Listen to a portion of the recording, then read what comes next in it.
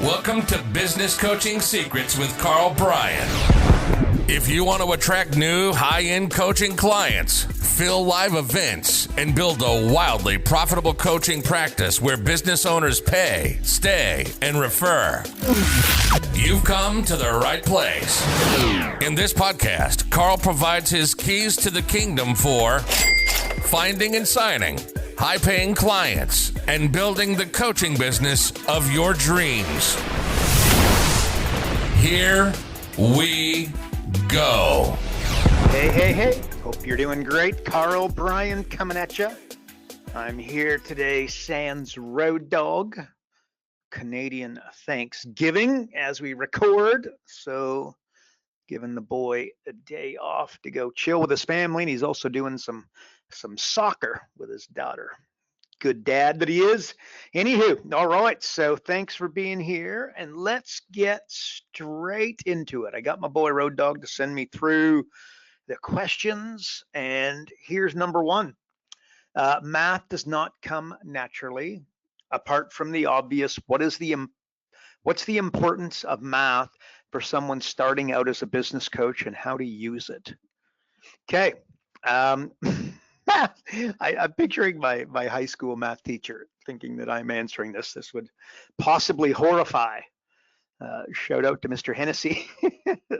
So anyways, look, do get to know math. Don't pretend like it's not a thing, and that, business, the language of business is what? Accounting. You give me a room of 100 people that, a room of 100 entrepreneurs, and I say, what's the language of business? 80 hands will go up for sales and marketing. It's absolutely math. It's absolutely accounting. So, get to know that. And also economics, microeconomics is what Naval Ravikant, if you don't know who that is, he's always talking about, the importance of understanding the basics of supply and demand. Okay. So, very important. Look, example. Okay. You meet an entrepreneur, and then what do they say? What's your goal this year? I want to make $1 million. And what they're really saying is, I want gross revenues of $1 million, which you've paid any attention to what I've said over the last decade and a half plus. Stupid goal. It's not what you make, it's what you keep. Talk to me about your margins. Margins are sexy, not gross revenues. 50% margins is cool, not $1 million a year, right? So knowing that, and then it's like, okay, well, that's $83,333 a month, or it's $19,230 a week. What is it? 2,740 to 2,739 per day, right? Like, understanding that as a framework, it need to be, just make it $3,000, $20,000. And 80 grand if you're, really bad at math, just again, to give yourself some round numbers. But it's important because I meet an entrepreneur and they say, I want to do $1 million. And then you go, okay, and what's that per month? First of all, very seldom could they ever give you that number of 83,000 a month. And then, by the way, what's their unit of sale? If their unit of sale is $10,000, we got to make 8 sales a month, right? Consistently. And you're going to have, let's assume December, we're going to do half. That means we need to make it up in the others. But you know what I mean? So that gives you a little bit of a framework as to what you're looking. So just understanding those basics, that's, this is what in math class, the types of things that we should have been, I think, we should be thinking about. And as an entrepreneur, I'd like you to have that as a framework. And I do think that our kids in junior high school, trigonometry and whatnot is awesome, but really understanding the basics of math and how it could apply to something like business, your bank account, creating a budget. I think that'd be a good idea. Anywho, and then 20 clients a month, 20 clients at $2,000 a month is 480 grand. Let's call that 500 for the sake of the argument, right? You want to get to 500 grand a year. You need 20 clients at $2,000 a month. They're 10 at 4. And you'd be a hair under it. The magic as a business coach, if you were to do that, and I'll assume that you don't have you're going to have a personal assistant to run around and kind of do all your admin while you do the heavy lifting. You could do 20 clients on your own. That would be hard, probably harder than it sounds, but you'd have like 80% margins, and you'd be like in the top, top 5% all day long, probably in the top 2% in North America. So that's probably a good thing. I would also say this: math, to think in percentages is next level, right? So again, like 20 to 30, if they have 20% margins, you increase them to 30%. Like the average person is going, oh, wow, okay, a 10% improvement. That's great. No, 20 to 30 is a 50% improvement, not 10, right? You go from you got a landing page and you got, it's a, 2% conversion.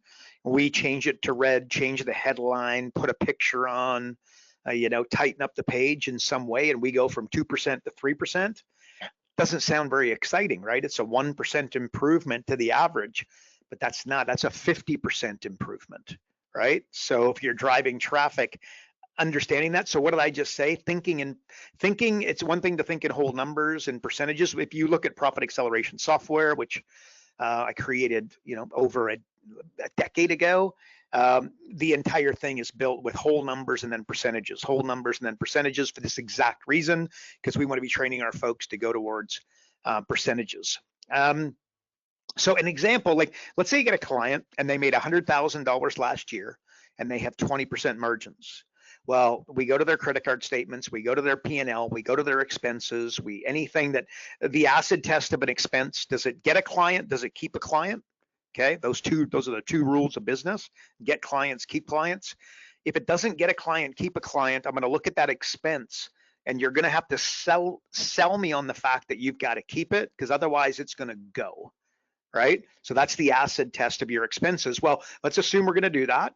Maybe we're going to raise our prices a little bit, or we're going to, you won't need to raise your prices to be able to create, a bump in margin from like 20 to 30% on average. Every situation is a little bit unique. But what did we just do? They were making 100 grand a year. They had 20% margins. We increased them from 20 to 30. That's not, again, a 10% improvement. That's a 50% improvement. So if they were making 100 grand, help me here, what are they now making? And remember, all I did was go to their credit card statements and their P&L, the expenses on their P&L, and I increased their profits 50%. That means they're now making 150 grand a year, right? They were making 100 less than 30 days ago when we engaged and started with the whole process. Well, if I'm 2 grand a month, remember, I got to get 20 clients at 2 grand a month. They get the 480. That's 24. Let's call that 25 grand for real simple math. Well, if I made you $50,000 by doing that simple exercise, you've already doubled your money, and we're not 30 days into the relationship. Maybe it's going to take you a little longer. I don't know. Let's assume that takes you 90 days. I don't know why it would, but let's assume it does. Then you're doing pretty well. You're doing pretty well. Is it a little harder than I'm making it sound? No, not really, but it is. The reason is psychology, right? It is not. They're going to get real pumped up about Facebook ads, and they're not going to get nearly as pumped up about, going to their P&L, right? So again, just thinking in percentages, and then people think it, they're like, oh my God, it sounds like a scam, or it's too good to be true. And you know what? People don't. I'm convinced that the average punter out there doesn't even know what a scam is. You know what scam is? It's what I don't know. You look at school, they keep you there for 8 hours, and then they send your kid home with homework. And I'm like, you know what? My kid was just there for 8 hours. I don't mind her doing, a little bit of X's and O's when she gets home, but I'm not interested in her coming home. I want to hang out with her. I want to play volleyball. I want to, go swimming with her. I want to jump in the, in the ocean and, go snort. I want to do cool things after school. I don't want her to be doing, all day homework or all day school and then coming home and doing, 2 to 4 hours of homework. Doesn't make a lot of sense to me. That said, I think that there's some discipline, and I think maybe doing a little bit at home makes sense, but I'm just going to look, the university, where I'm going, right? The university degree for 100 grand or whatever it is, 4 years, 100 grand, you've got to die in order to have the, the debt waived. Just seems crazy. Like, I don't know, does that sound a little bit nuts? I mean, what kids go to school and they're, again, that math class, they're teaching about rhombus and trigonometry and geography. Like you want to learn about geography, right? Like, why don't you go somewhere? You know what I mean? You want to learn about the Czech Republic. I've played hockey against the Czech Republic many a times. I played Czech, and I played in Czechoslovakia 1 year, and it was amazing. I mean, Prague, one of the coolest cities anywhere. Like, that's geography. And I do not remember anybody in high school, any of my teachers, either A, have being well traveled, and certainly not guiding me on doing so. The reason, like, I basically at the age of 20, I kind of pulled up stumps, and when I went to Australia, and the reason why, my dad used to live in Australia, and he was like, kid, I want you to go see the world. He didn't want me to be small. Like, I was from a small town, like 5,000 people. He told me all the time, like, he was open and honest. He's like, I'm worried about you here, man, because I think you might be a little bit small town, a little bit, no doubt you get the idea, what I mean, where he was going with that, right? He didn't want me thinking on low, on small scales. He wanted me to, be knocking on doors and, making my own money and thinking outside the box and doing interesting stuff. I don't think that is, I think that's kind of the opposite of small town. You know what I mean? Small town is just working, working for the city and doing whatever you're doing and, getting your wage and buying a house and, having the white picket fence and the two kids to do. My dad saw something a little bigger for me, so he pushed me at a young age. And that was my old man. If my old man wasn't pushing me, I don't think that the school system's even, what I mean? That's not built into it. You want to learn how to speak French. You could go for an hour a week to French class, but I guarantee you, Eddie, you probably did it. I did it. You go to Spanish, you go to French class, you know what you learn? Nothing. Okay, nothing. You go to Mexico, you cannot order a drink, right? Or that's the extent of it. You want to learn how to speak French, drop yourself in the middle of Paris, completely immerse yourself. Do not bring, what I mean? Like, do not speak English. Like, learn to get by. My best buddy lives in Quebec City, right? And again, Quebec City, it's French in Canada, but it is totally, you go there and you can't speak English, you'll struggle to, get by very well because they can speak French, but they intentionally don't. If you don't put in the effort, they're not interested. But anywho, topic for another day. That's how you learn how to speak French. You know what I mean? Like, you just drop yourself there for a month and magically you'll come home and, your French, I would dare say, would be better than you'd do, 5 years in school going an hour a week. It's like going to the gym for an hour a week. I just don't think that there's a heck of a lot of value there. It's like when you do Tony Robbins, he doesn't bring you for an hour a week. He puts you in a room for 4 days, early until very late. It's total immersion. Anyway, so I think there's a little bit of value in that, but I just, again, you want to learn about Prague, my gosh, go there. It's amazing. You want to learn about Italy, go there. I remember one time I was playing hockey and I had breakfast in Italy. I had lunch in Austria and then dinner in Germany. And by the way, here's the part that I don't tell you is that my dinner in Germany, do you know where it was? It was at McDonald's. Because first of all, we got there a little later than planned, and I had some buds to hang, to catch up with, etc. But I had to have, because I wanted to be able to tell that story because I knew the value of that for years to come. That I had breakfast, lunch, and dinner in a different country. That North America, you're just not. That's clearly not happening. That's pretty wild. So anyway, I said McDonald's was the only place that was open. And by the way, it tasted pretty average actually. It was a little. They don't know how to make barbecue sauce. In Germany is something very, very different. But anywho, so you want to learn about Germany, you go there. I remember being at in Munich at the airport, and oh my heavens, late for the flight and lost this whatever. I'm like, oh my gosh, trying to get to the right terminal, and what an exercise. And no, I did not speak any German. And that was just not on the card. So anywho, so there you go. I think there's some value in that. I think that's what I think is the school system leaves a little bit to be desired. And if you're listening to this, I'm going to guess that we're on the same page. There's another one, like, the virus, right? And I know look, my God, it was 5 years ago, by the way, right? That might blow you as I record. And like, I don't know the truth. Frankly, you don't know the truth. The guy on Facebook, sprout, the louder somebody is, the dumber they normally are, by the way, my opinion. They don't know, right? That's the reality. But here's what I do think, right? I actually sent this in an email not long ago and had some people come back. And here's what they said is that, here's what I said. I know this, that 20% of the precautions could have brought 80% of the value, right? Like social distancing, masks, protect seniors and no large gatherings, right? The lives that could have been, it's 80-20, by the way. This is not, this is, you know what I mean? This could have been seen from the outset in a very real and tangible way. And again, it's not something that I did not say while the whole thing was going on, but the amount of lives that could have been saved, my heavens, you know, the suicide, it's the suicides, it's the drug overdoses, it's the addiction that lasts now. You know, we could have done, and not in other countries, by the way, this isn't opinion. I mean, this is out there. You look at, you know, Sweden and Finland, I believe Norway and Denmark. I mean, they were doing I don't know about all those, so if I'm wrong, please don't hang me.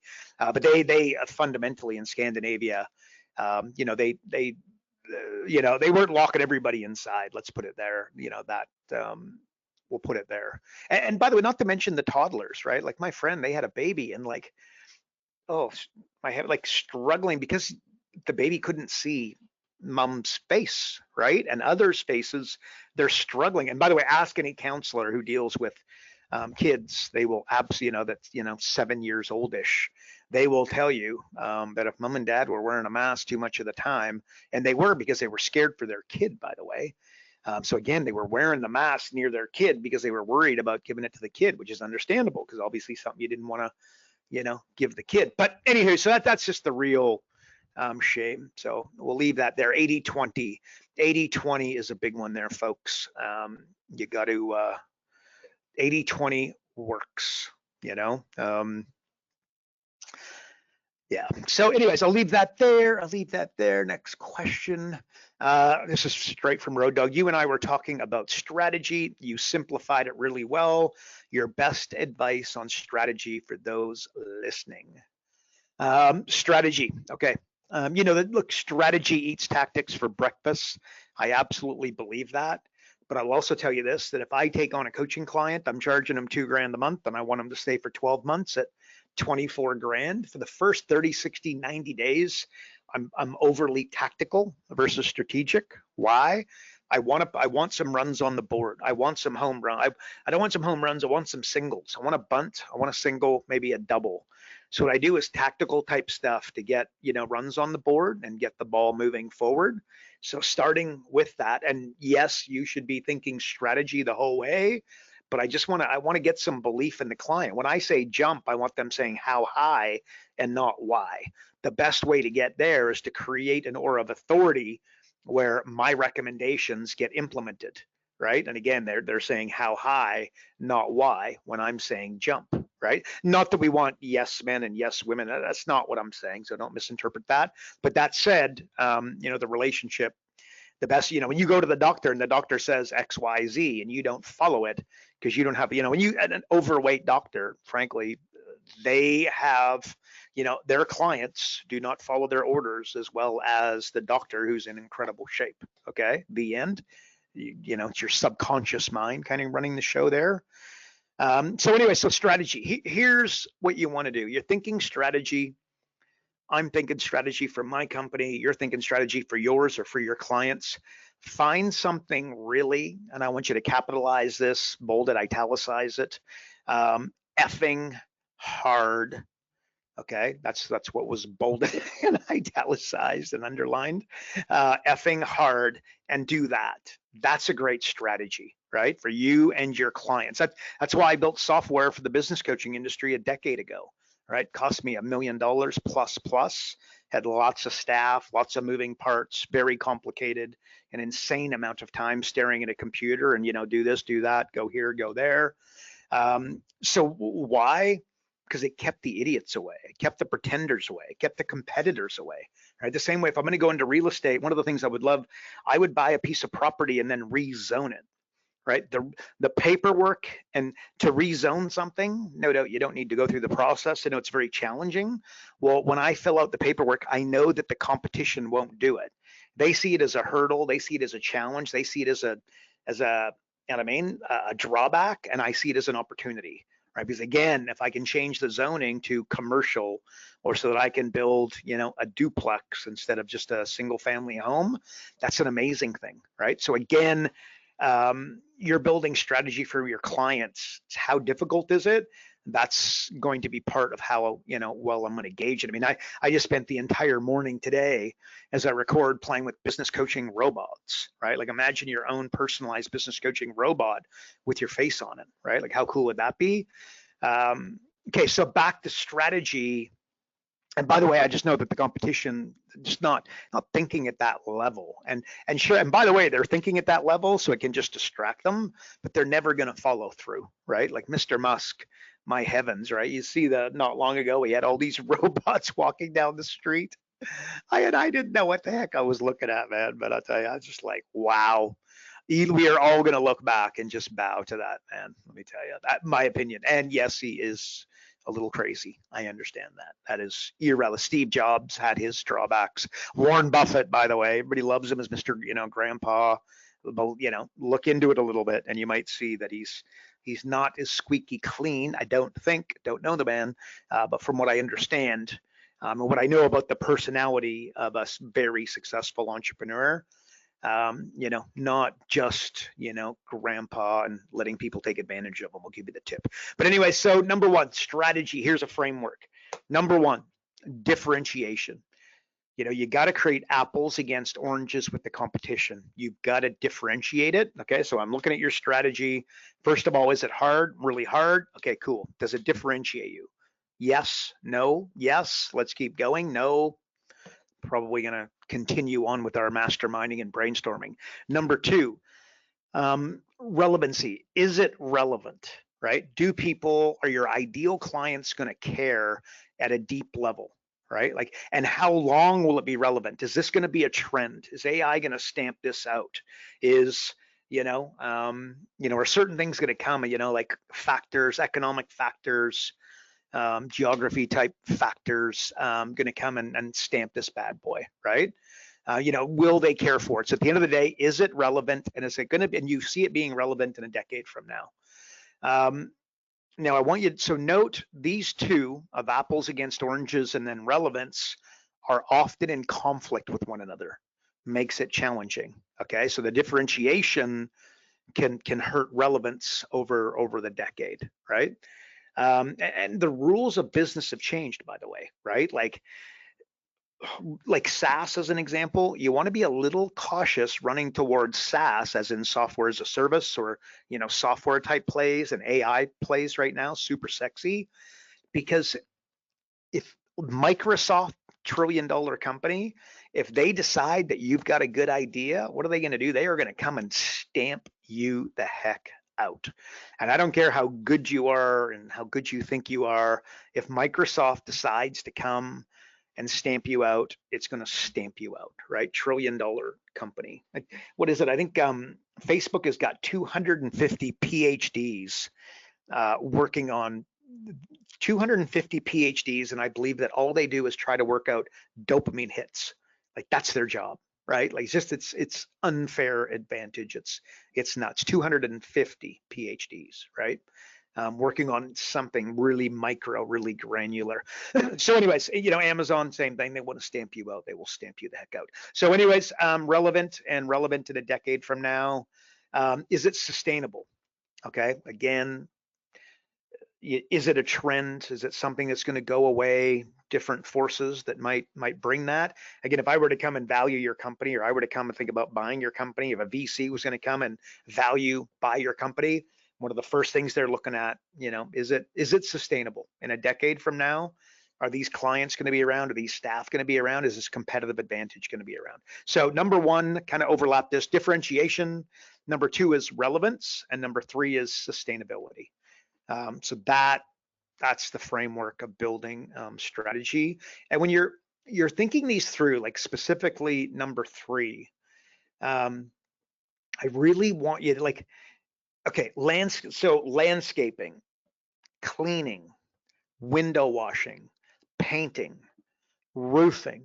I don't know, I'm thinking mobile service-based companies here, pest control, mobile dog wash, right?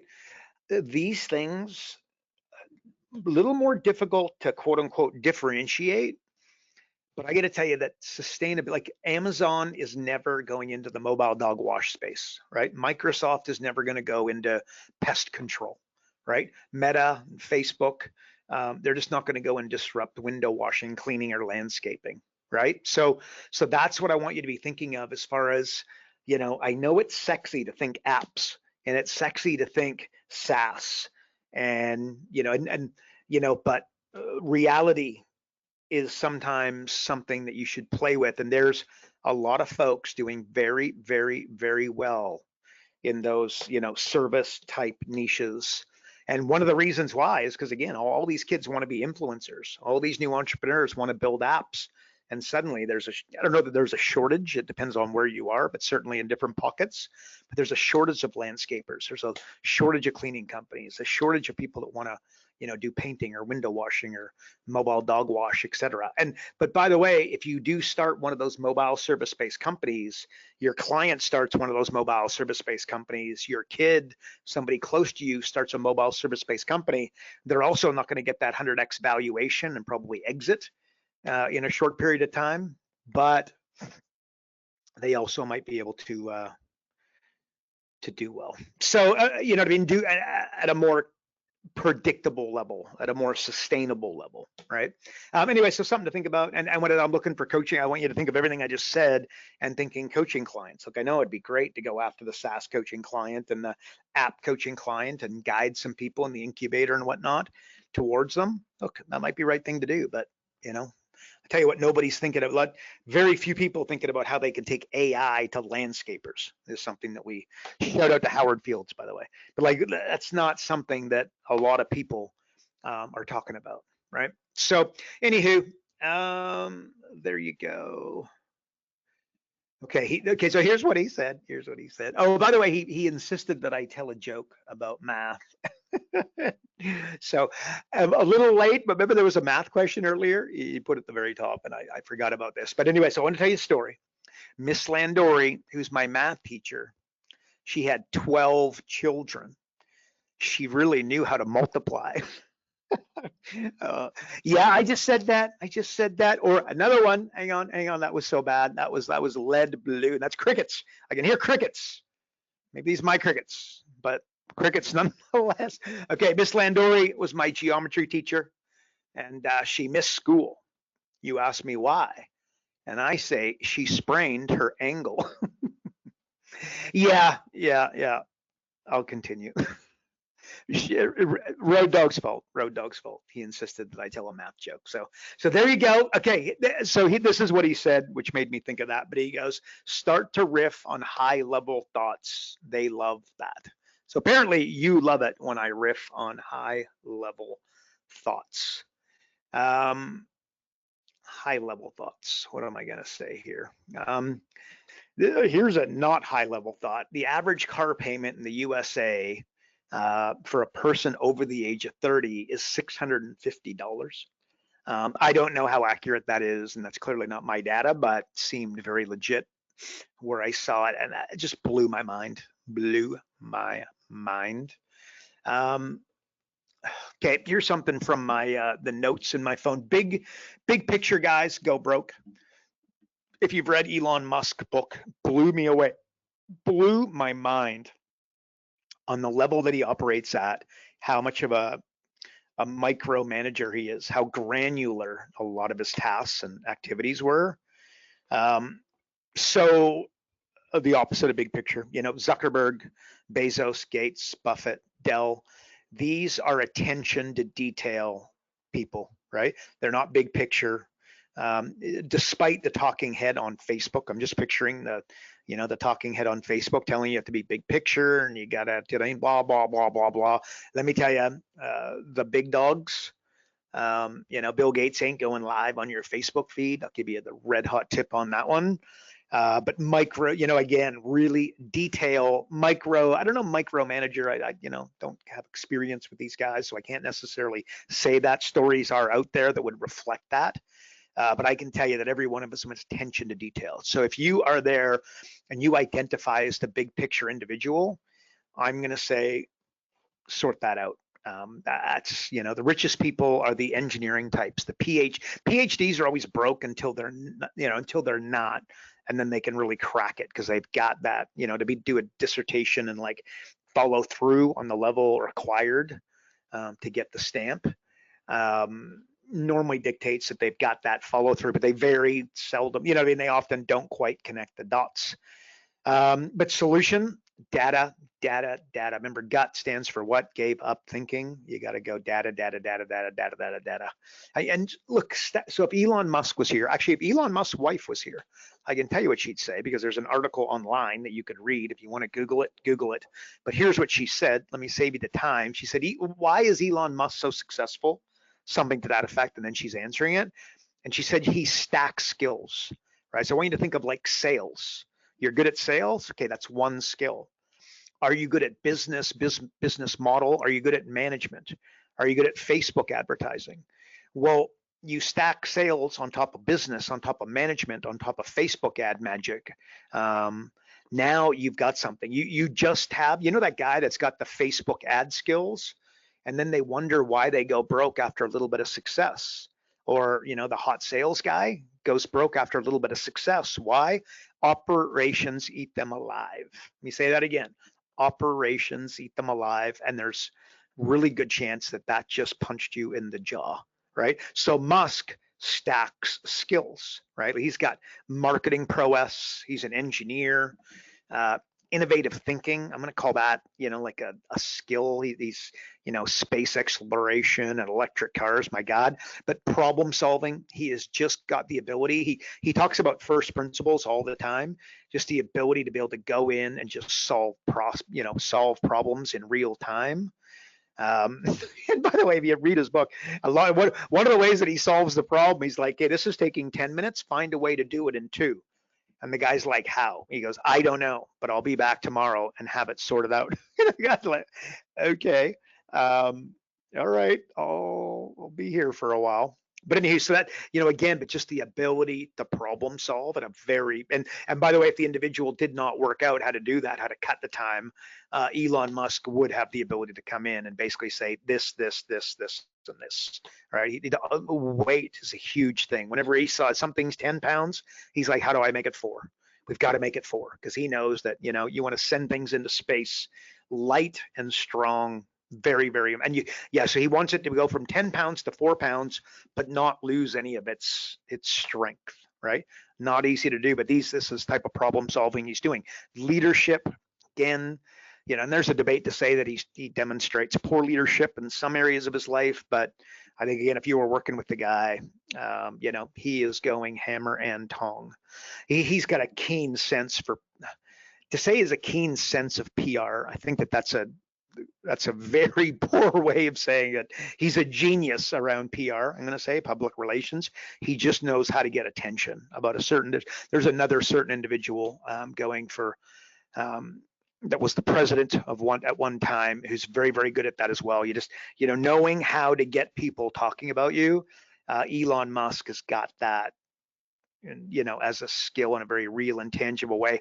Technical mastery, he just, again, very, very technical. And then he's going to get that resilience, and I'm going to say risk taking. No doubt there's a squillion more, but what did I just say? Don't know, but there's, engineering and innovative thinking and problem solving and risk taking and resilience and PR and leadership and technical mastery, etc. He's taken all of those and he's stacked them on top of one another, right? The sales guy's wondering why the business is kicking his butt, right? Because he hasn't. You got to go from sales to sales, marketing, business, and you got to take those things and stack them on top of one another. In order to do so, you got to get granular, right? So show me, what did I say? So big picture thought is, or the high level thought. When you tell me your big picture, I'm going to, you know what I mean? I'm a little nervous for you, right? Yeah, I think you'd be better off to say, I am small picture, granular, attention to detail with a vision. Without the vision and without that big picture, I do understand you're going to be missing, but you can't stay big picture. Let's just assume you go from big picture to little picture, but you can't go from, little picture to big picture without the big picture. How am I doing? Was that a play on words? Was that impressive? Was that impressive? Did I want another joke about Miss Landori? Want me to tell you Miss Landori? By the way, she was fairly attractive.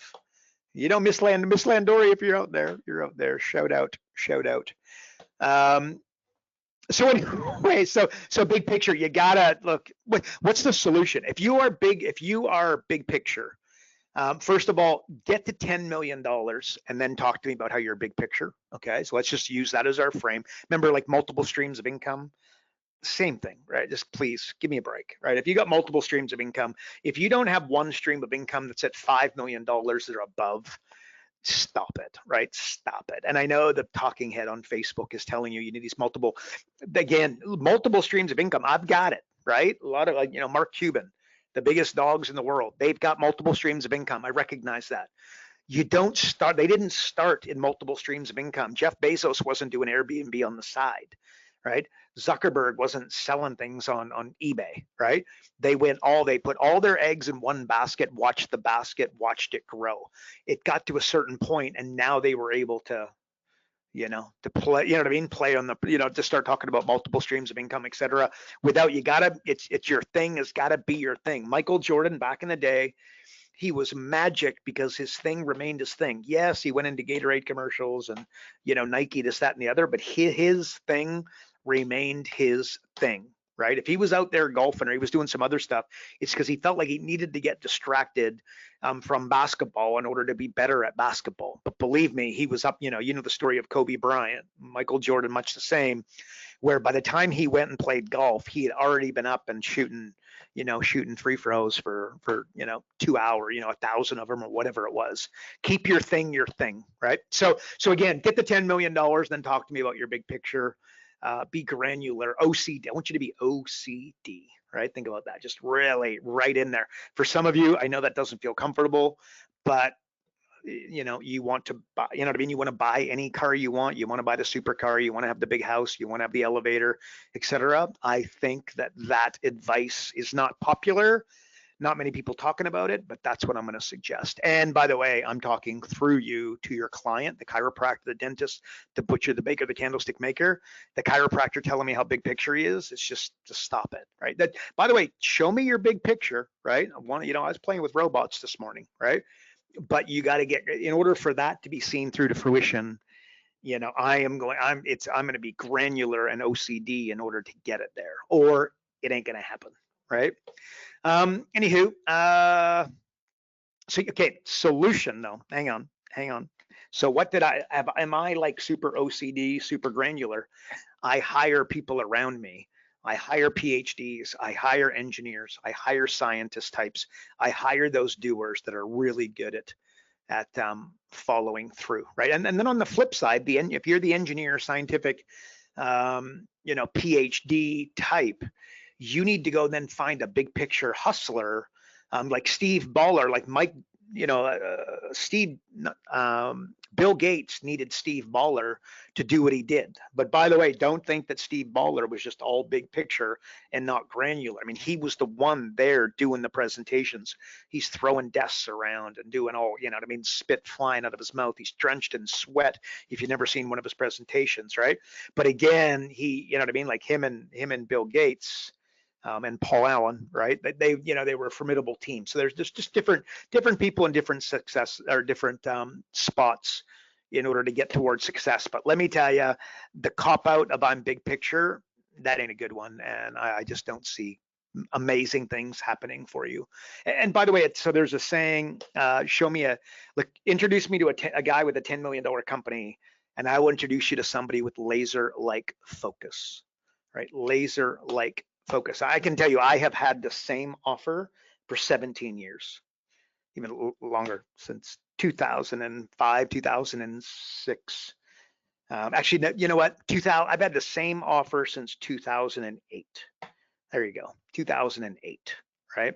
So, and by the way, it is expanded. It's membership sites and e-learning system and software, but it was just added value. I've been helping business coaches for close to 2 decades. So anyway, so that being really granular, having one offer for a decade and a half. There's not many people that I think could say that. I think that has worked out well for us. Okay, I want to say this too. So I'm just the high level thoughts. I'm trying to think if I have said this recently on the podcast, but the illusion of scarcity. Okay. Ferrari, go try buy a Ferrari, brand new one. How do you think you're going to go? The answer is don't bother. It ain't available, right? Rolls Royce, go try buy a new one, a new whatever they're, the new Ghost, the new whatever. It ain't available, sold out. Go buy I was in where were we? Somewhere fancy. Oh, Bahamas. And there was I want to go to the Rolex shop. I like my watches, right? I got a few and went into the Rolex shop. There's nothing there. You can't, there's nothing for sale. There's a list. If I wanted to, I could go on a list in order to get the honor to be able to buy a new one, right? Illusion of scarcity. It's not the illusion, that's scarcity on steroids. Louis Vuitton, MIT, you apply to MIT, what percentage? I got no idea, but 5% of the people that apply get in. Harvard, going to be similar. Oxford, going to be similar. And as is UNLV and any, name a high-end university, and I'm introducing to somebody who uses scarcity incredibly valuable in an incredibly valuable way, an incredibly profitable way, a successful way. And Tony Robbins, by the way, with his one-to-one, you ever heard Tony Robbins get interviewed? And again, love Tony, hate Tony, it's irrelevant. The guy is an unbelievable, like the success that he had as coaching is just undeniable. To not learn from him, I think would be nuts. What does he say? He says it all the time in his interviews. I got a lineup, it's $1 million plus upside for me to coach you one-to-one. Plus you couldn't get a spot if you wanted it because I got a line. One of my clients, Paul Tudor Jones, I've been his client for over a decade. And the money that he's made on the upside, and the guy hasn't lost money in X amount of time, right?